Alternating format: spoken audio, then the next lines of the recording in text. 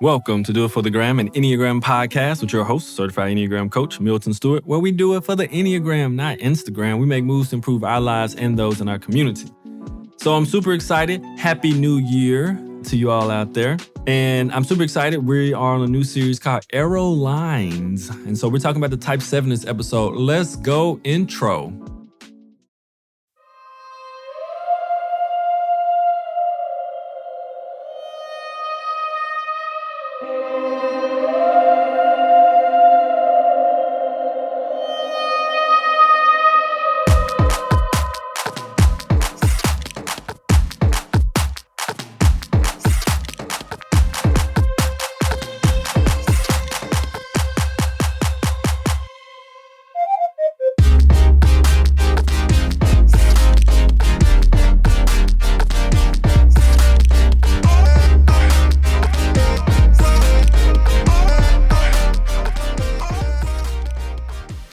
Finding help for your mental and emotional struggles can be challenging. With so many barriers like cost, and even feeling safe looking for a counselor can be tricky, so I know it's hard. And the worst part is you really don't have the time or mental space to be trying to figure out how to find a counselor when you're having personal struggles. So thanks to BetterHelp, they are built on making counseling accessible, affordable, convenient, so that anyone who's having struggles in their life can actually get the help they need at any time and anywhere, which is so important, especially now.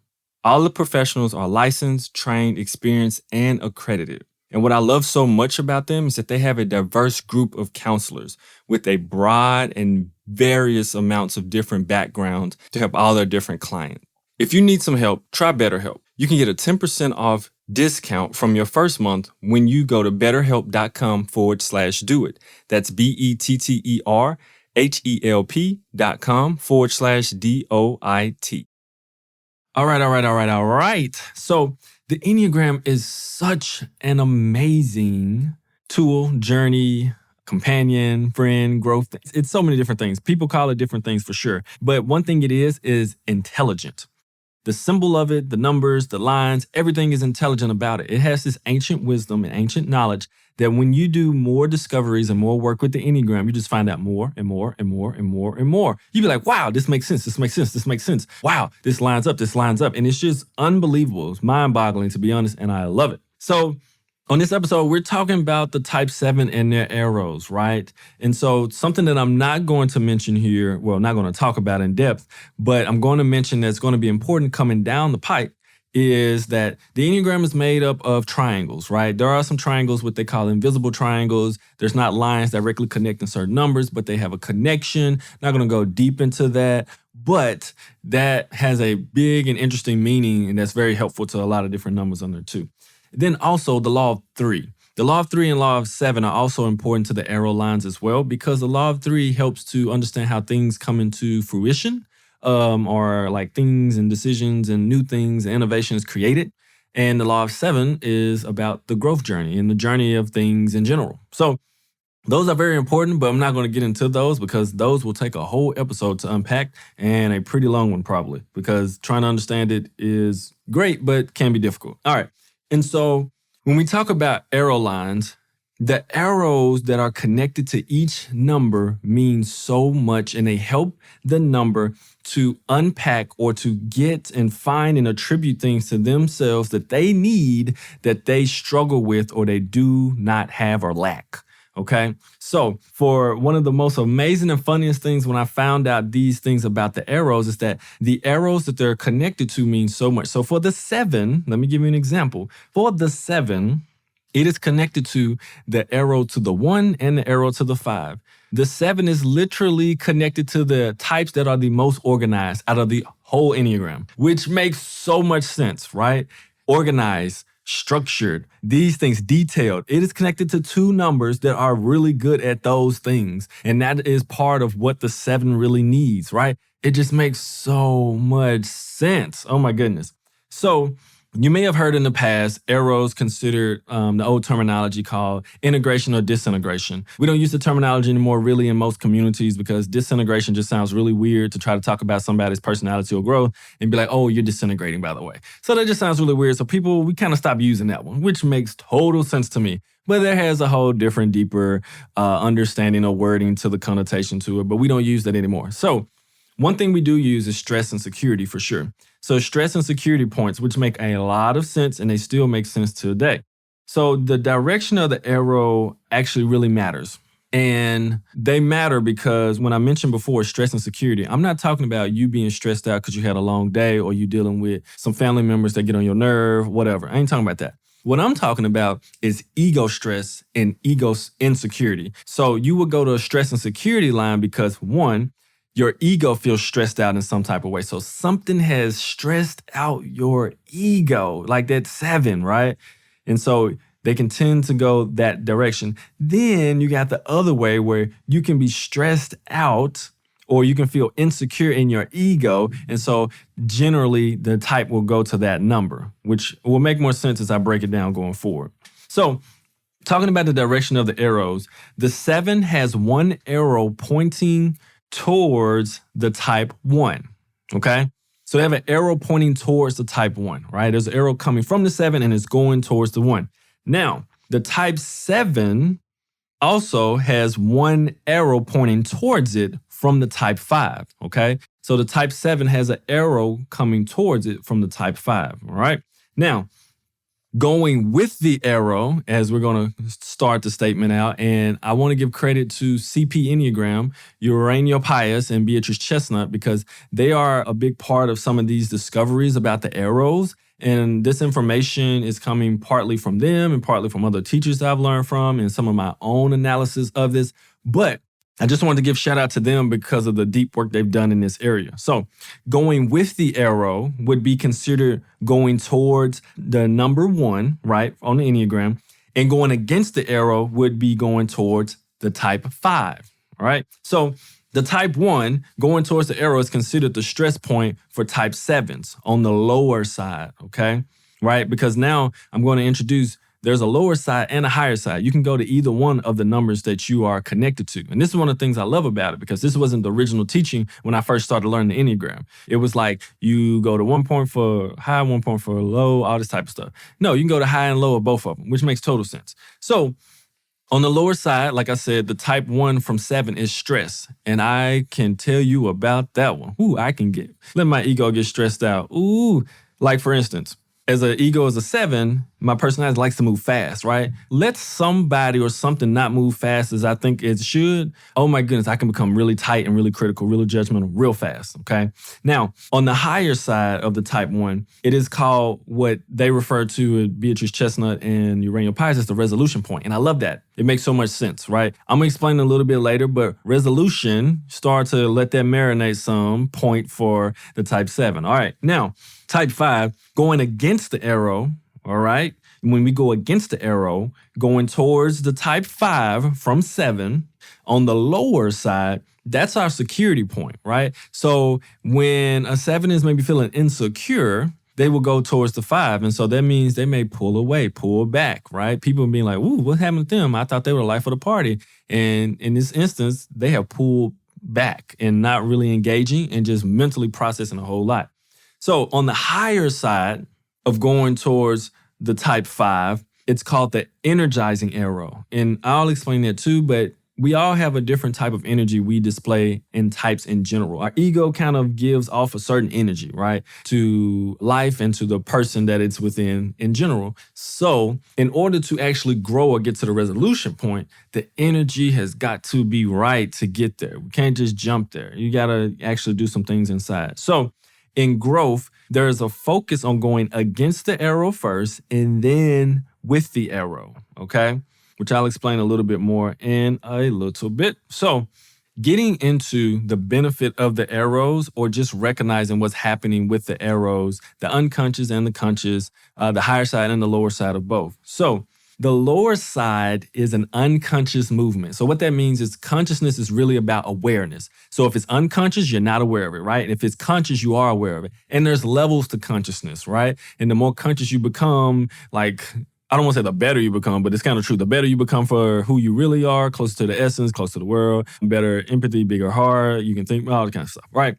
But we're talking about awareness. So the lower side, when we go into the lower side, we're really unconscious internally. We're not present with what's really going on.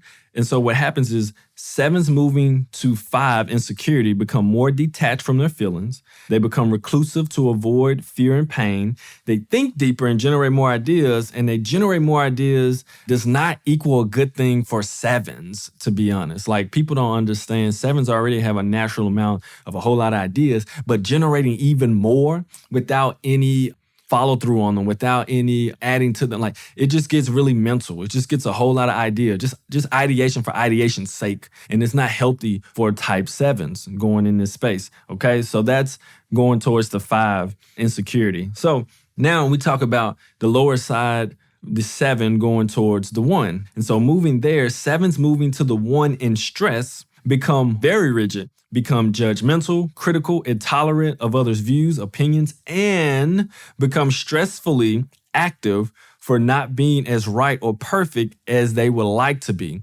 This is an interesting thing to see, as I mentioned before in my own personal example. This is on that lower side, 7s who are usually free and loose and can be like, yeah, I'm cool, I'm good, become very rigid, very tight, critical, intolerant, which is a huge shift for people to see a 7 in that form. So 7s have to be really aware of what's going on in them.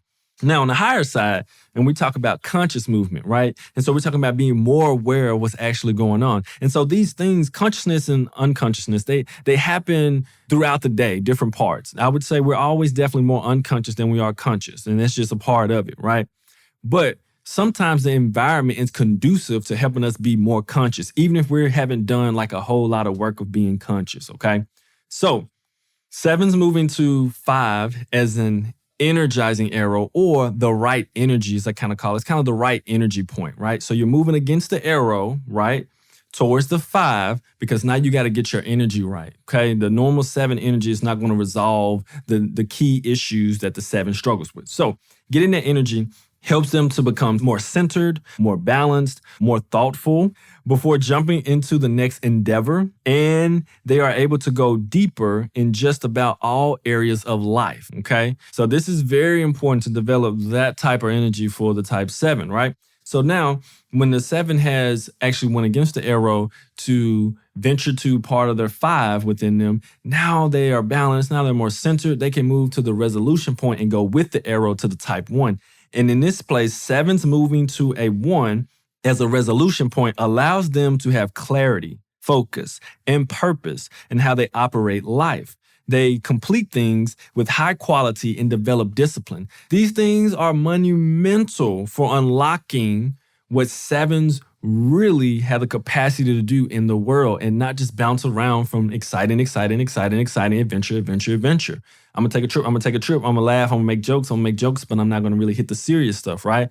This here allows 7s to be purpose-oriented, allow them to be focused, allow them to know what they actually really want to do and not just keep spreading out 1,000 different things. So this is important to note. This is very important to understand for the 7. So looking at it from a practical lens, because, I always try to throw something practical in here because that's just, I'm self-preservation. But so I'm thinking practical anyway, but that's a part of who I am. So part of it for the lower side for 7s, one of the things is becoming more aware of when your lower side is hanging out, which is really funny to say. I just came up with that. When your lower side is hanging out and being able to notice literally allows you to change or shift something or to pull up something so that your lower side is not hanging out anymore, right? To pull up your presence pants, I guess, so your lower side is not hanging out for everybody to see, okay? So one of the things is literally becoming aware when you detach And you have become even more detached from your feelings because sevens can already struggle with that. Even the social seven, who generally is a little bit more connected to their emotions, but it's still not always the emotions they need to work with.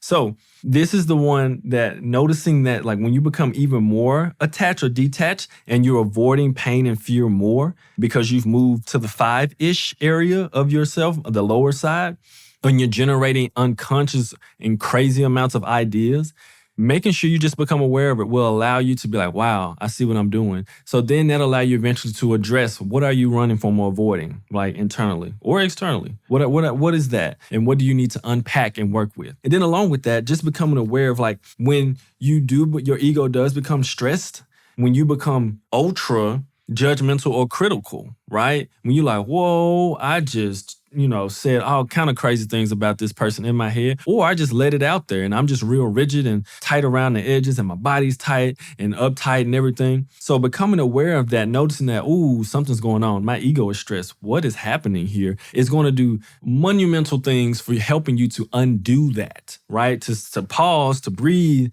and to check in with self and be like, whoa, what's going on here? Like, how did I get to this place, right?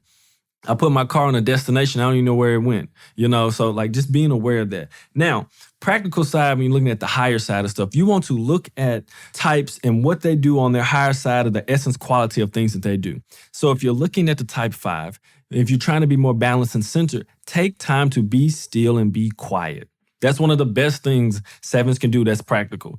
Have a practice that you have found that helps you to breathe, and it helps you to be silent, and it helps you to be still. These things are going to be monumental for you, right? Have a practice that you do that, maybe in the morning, maybe 10, 15 minutes or something to help yourself do that. And I know it can be really hard and difficult for sevens, but if you're really serious about your growth, or when you get to the level you're really serious about your growth, I promise you can do it. I promise you can do it. And I know because I can and I do it, right? And it's not always as easy as it will always be for me, but sometimes I got to get it in, right? And you can do it, and we can do it. Speaking from the 7 lens, right? We can do it, okay? I've been still and breathe for 40 minutes straight, right? I don't know if that's healthy or not, but I was like, I think I can do this, right? And I just got kind of lost in it. But that is one thing you can do. One thing also, take time, read something thoroughly. Take time and really move yourself from a situation and just be alone for a while and not move so fast. 5s don't move fast like 7s, right? Slow yourself down while you're doing something to really go through it. Really read all the instructions that you're doing. Do something that really embodies the energy of a 5. Just be creative with it, okay? Maybe you know a 5, something amazing they do. It's like, oh, I wish I did that. Why don't you try a little bit of it then, okay? And then something practical for the resolution point for the 1. Remember, 1s are very detailed, very organized, very specific, So finding creative ways to do things that are disciplined, like a 1 would do them, right? Something that they have because they're disciplined the way they do. Something they have, they're high quality in the things that they present, they want to do. So instead of like doing at something or really getting started on something and like, yeah, I'm really excited about it, then later on be like, I don't do that no more. And you're halfway through it. How about completing something, right? Maybe having something that you complete daily or weekly. That's not like a big lift, but it's something to constantly help you grow and learn inside of yourself, to learn to complete things, right? And learn that, oh, this is a part of me. I can do this, right? So you're challenging yourself and you're getting to a point where you're actually going to develop more purpose, right? Or maybe develop a purpose statement that is clear, that is very clear, right? Or develop clarity around the things that you do. There's so many different ways of doing this, and be creative in what you think of. But these things can really help you to propel you to growth. And so you're not just all over the place. And so not only that, but you take yourself more serious, and your behavior will show other people that they should take you serious too, because sometimes that's what happens. The ego of the 7 has so much fun, does so many things, and people don't really take it as serious as they really are deep down. But the ego structure has manifested that, and so that's what people think. So these are some things I definitely wanted to share. This is the main thing I want to get out there. So I thank you so much for listening, 7s, and anyone else who is listening. The arrows can do a lot of work to help us get out of being stuck within our own boxes of our structure and actually get to the more of the essence of who we are, because that's where the true happiness is. That's where the true joy is. That's where all the true things that are like actually help you to realize what life is really about and really impact and feel life. They're all at the essence level and they're beyond our personality type. So when you start to move beyond the type, when you start to journey through that seven forest to get to who you really, really, really are, that's when the magic and the beauty actually happens. And that's when you actually really fully start living life. So I encourage you all to definitely do that as sevens. And so we're not just stuck in happy, buzzy land. I'm always okay type of land. Let's get past that and let's move into that deeper, richer things that your soul and you really yearn for. So thank you so much for listening to this episode. I'm excited to share this with you all. And if you feel your ego is flaring up and it's going to act a fool up in a place, remember, take a deep breath, breathe deep into your belly, make a better choice, and do it for the gram, the Enneagram, of course. And we'll see you on the next episode. Bye.